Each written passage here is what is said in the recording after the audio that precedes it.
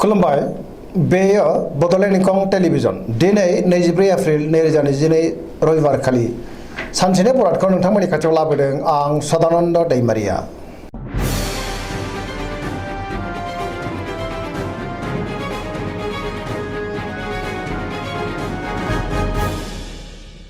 सिगां फरायनो लादों मेष राशि गिबि हांखो अ ल दिनैनि साना जोबोर मोजां बयजोंबो अनजागोन आरो अनसायजागोन गुबुनजों मोजां सोमोन्दो लाखिनो रोंगोन हरखाबै बयनिफ्रायबो मोजां खौरां फैनोबो हागौ जेरावबो देरहासार जागोन मावनो लानाय खामानिखौ थि समावनो आरो गोरलैयैनो मावफुंनोबो हागोन गोसोखौ दिनै जोबोर गोजोननाय मोनगोन देहाया मोजाङै थागोन अब्लाबो नाथाय जानाय लोंनायाव सांग्रां जायोब्ला मोजां रांखावरियाव जोबोर मोजां गोबां धोन आरजिनो हागोन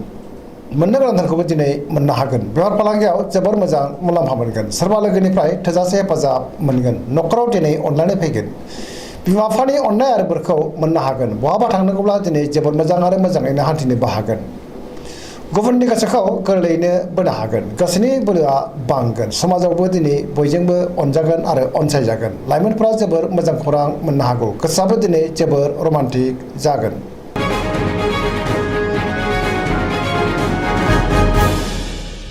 वृष राशि गिबि हांखो इ उ ब दिनैनि साना जोबोर मोजां गोसोनि हास्थायनायखौ मोननो हागोन गोसोनि साननायफोरा मोगथाङाव जाफुंगोन गोबां खामानि मावनोबो गोसो दुंखांगोन गोदान प्रजेक्ट लानो रोंगोन गोसोखौ दिनै जोबोर गोजोननायबो मोनगोन गोसोनि बोलोआ बांगोन मावनो लानाय खामानिखौ थि समावनो आरो गोरलैयैनो मावफुंनोबो हागोन समाजावबो गोबां मान मोनगोन रांखावरियाव दिनै जोबोर मोजां गोबां धोन आरजिनो हागोन बेफार फालांगियाव जोबोर मोजां मुलाम्फा मोनगोन आयाबो बांगोन न'खराव दिनै बिसि फिसायनि गेजेराव अनलायनाय फैगोन बिदा फंबायजों मोजां सोमोन्दो थागोन आरो बिमा बिफानि अननाय आरो बोरखौबो मोननो हागोन देहाया मोजाङै थागोन गुबुननि हेफाजाबबो मोनगोन जायखि खामानि मावामानो मोनफ्रोमबो खामानियावनो दिनै जाफुंसारगोन गोसोनि बोलोआबो बांगोन पजिटिभ एनार्जिनि गोहोमबो गोग्लैगोन।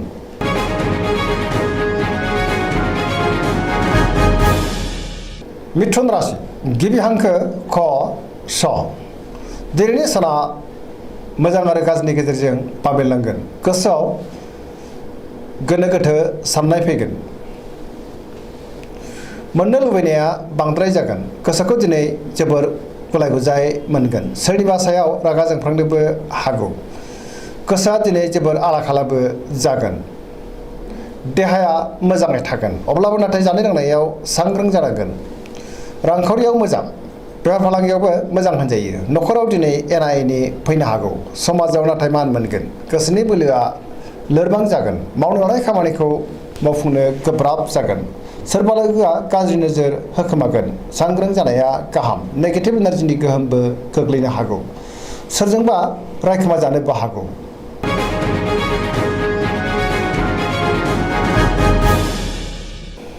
कर्कट राशि गिबि हांखो ड ह दिनैनि साना जोबोर मोजां गोबां बिथिङाव जाफुंसारगोन आरो मोनफ्रोमबो खामानिखौनो मावनो गोसो दुंखांगोन सोरबा लोगोजों बाख्नाय जानो हागौ गोसोनि साननायफोरा मोगथाङाव जाफुंगोन गोसोआव पजिटिभ साननाय फैगोन मावनो लानाय खामानिखौ मावफुंनो हागोन रांखावरियाव दिनै जोबोर मोजां बेफार फालांगियावबो मोजां होनजायो न'खरावबो अनलायनाय फैगोन देहाया मोजाङैनो थागोन गोसोखौ दिनै जोबोर गोजोननाय मोनगोन गुबुननिफ्राय थोजासे हेफाजाब मोननो हागोन बिमा बिफानि अननाय आरो बोरखौ मोनगोन समाजावबो मान मोनगोन फरायसाफ्रा फरायनायाव गोसो दुंखांगोन आरो मोजां फिथाइ मोनगोन गुबुननि गोसोखौ गोरलैयैनो बोनो हागोन लाइमोनफोरनि गोसोआ दिनै जोबोर रमान्टिक जागोन आरो गोसोनि साननायखौ फोरमायलायनोबो हागोन।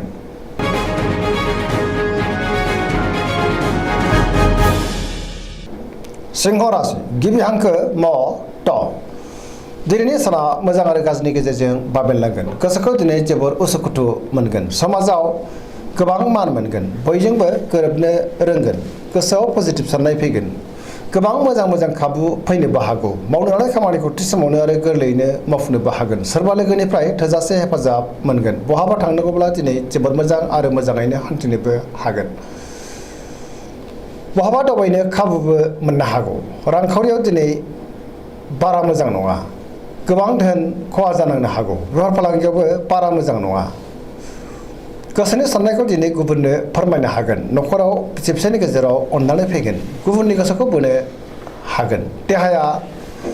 मोजाङै थागोन अब्लाबो नाथाय जानाय लोंनायाव सांग्रां जानांगोन गुबुननि थाखाय नाङा फाङा जेंनायाव गोग्लैनांनोबो हागौ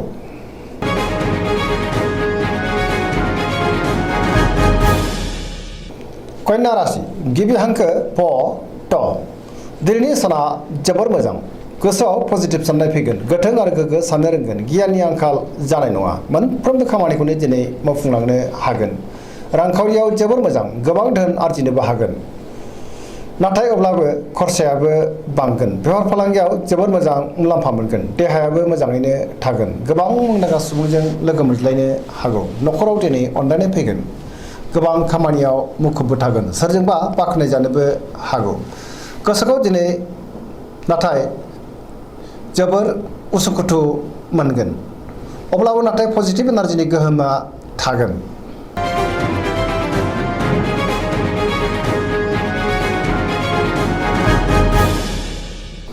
तुला राशि गिबि हांखो र ट दिनैनि साना जोबोर मोजां गोसोखौ दिनै जोबोर गोजोननाय मोनगोन गोसोनि बोलोआबो बांगोन सिगांनि बबेबा आद्रा खामानिखौ दिनै मावफुंनो हागोन गोसोनि साननाया मोगथाङाव जाफुंगोन मावनो लानाय खामानिखौ थि समावनो मावफुंनो हागोन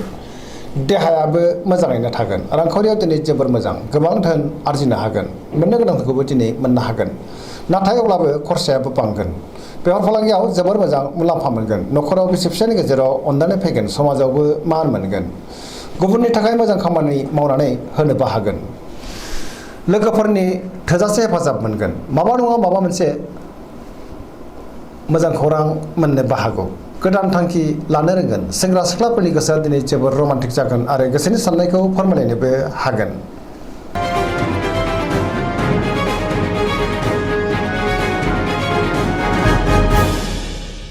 वृश्चिक राशि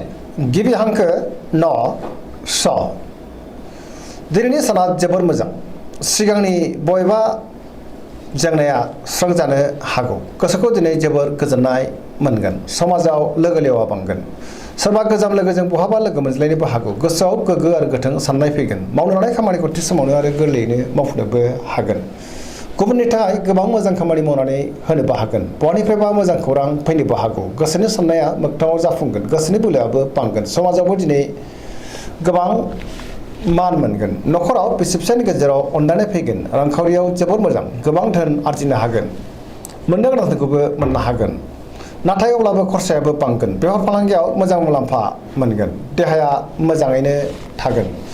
गुबुननि हेफाजाबखौ मोननो हागोन फरायसाफ्रा फरायनायाव गोसो दुंखांगोन आरो मोजां फिथाइ मोनगोन लाइमोनफ्रा जोबोर रमान्टिक जागोन आरो गावबा गावनि गोसोनि साननायफोरखौबो फोरमायलायनो हागोन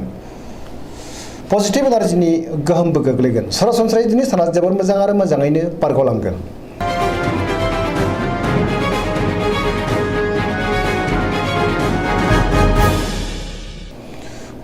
धनु राशि गिबि हांखो ध फ भ दिनैनि साना मोजां आरो गाज्रिनि गेजेरजों बाबेनलांगोन गोसोनि बोलोआ लोरबां जागोन मावनो हानाय खामानिखौ थि समावनो आरो गोरलैयैनो मावफुंनोबो हागोन गोसोनि साननाया जाफुंगोन रांखावरियाव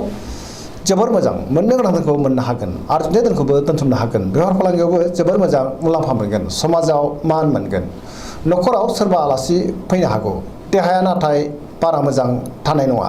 गोबां रोखोमनि देहायारि जेंनाजों मोगा मोगि जानांनो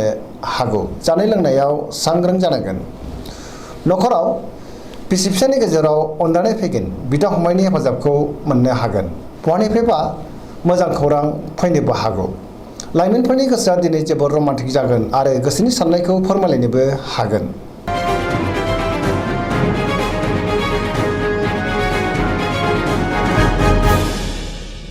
मकर राशि गिबि हांखो ख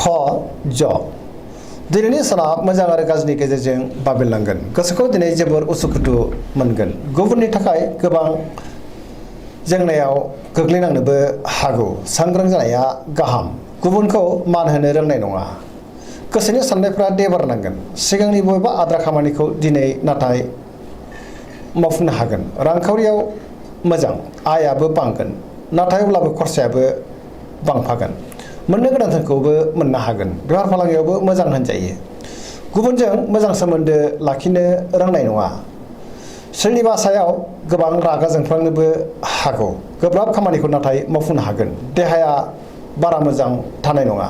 जानाय लोंनायाव सांग्रां जानांगोन गोबां रोखोमनि देहायारि जेंनाजों मोगा मोगि जानांनोबो हागौ न'खराव दिनै अनलायनाय फैगोन बिदा फंबायनिफ्राय हेफाजाबखौ मोननो हागोन सेंग्रा सिख्लाफ्रा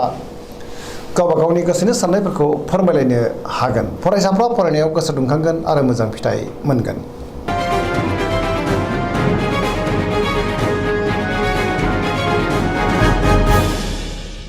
कुम्भ राशि गिबि हांखो ग स दिनैनि साना जोबोर मोजां सिगांनि जेंनाफ्रा सुस्रां जागोन गोसोखौ दिनै जोबोर गोजोननायबो मोनगोन सिगांनि आद्रा खामानिखौबो दिनै मावफुंनो हागोन मावनो लानाय खामानिखौ थि समावनो मावफुंनोबो हागोन गुबुनजों मोजां सोमोन्दो लाखिनो रोंगोन बहानिफ्रायबा मोजां खौरां फैनोबो हागौ समाजावबो गोबां मान मोननो हागोन गोबां मुंदांखा सुबुंजों दिनै लोगो मोनज्लायनोबो हागौ रांखावरियाव दिनै जोबोर मोजां गोबां धोन आरजिनो हागोन बहानिफ्रायबा मोजां खौरां फैगोन देहाया मोजाङैनो थागोन न'खराव बिसि फिसायनि गेजेराव अननानै फैगोन बिदा फंबायजों मोजां सोमोन्दो थागोन गुबुननि हेफाजाबखौ मोननो हागोन बिमा बिफानि अननाय आरो बोरखौबो दिनै मोनगोन बहाबा थाङोब्ला दिनै जोबोर मोजां आरो मोजाङैनो हान्थिनोबो हागोन पजिटिभ एनार्जिनि गोहोमबो गोग्लैगोन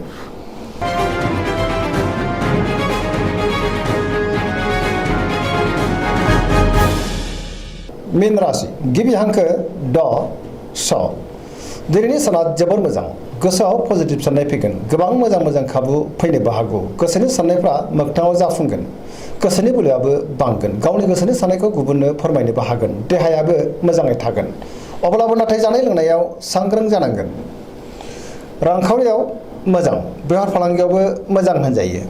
न'खराव दिनै बिसि फिसानि गेजेराव अननानै फैगोन बिदा फंबायनि हेफाजाबखौ मोननो हागोन सोरजोंबा बाख्नाय जानोबो हागौ लाइमोनफोरनि गोसोआ दिनै जोबोर रमान्टिक जागोन आरो गोसोनि साननायखौ फोरमायलायनोबो हागोन गुबुनजों मोजां सोमोन्दो लाखिनो रोंगोन फरायसाफ्रा फरायनायाव गोसो दुंखांगोन आरो मोजां फिथाइ मोनगोन पजिटिभ एनार्जिनि गोहोमबो गोग्लैगोन दिनैनि राशि फरायनाया एसेनोसै जोबनायाव बेखौनो खावलायो जाहाथे नोंथांमोना सानफ्रोमबो जोंनि बे बड'लेण्ड इंखं टेलिभिजनखौ नायबाय थायो आरो साबस्क्राइब खालामो लोगोसे लाइक खालामो आरो शेयार खालामो एसेनोसै गोजोन्थों